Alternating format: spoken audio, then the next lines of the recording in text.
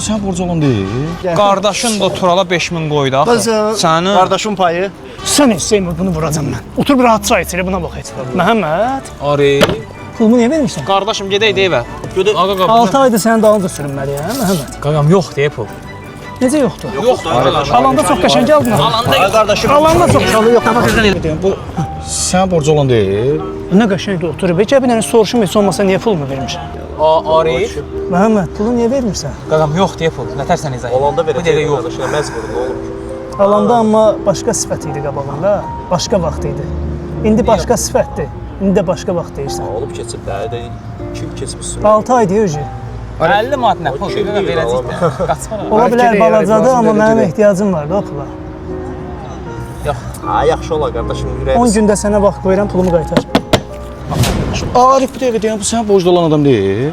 Buna bir ürəyimdə söz qalıb, qoy onu deyim, bana çıxım gedim. Vermə gələk. Ha, Məhəmməd. O adam sənə dar günündə arxa durdu. Sənə güvəndi, sənə pul verdi. İndi sən onun niyə zənglərinə cavab vermirsən? Telefon işləmir də, görüşüm. Məndədir nömrə. Götür bunu da.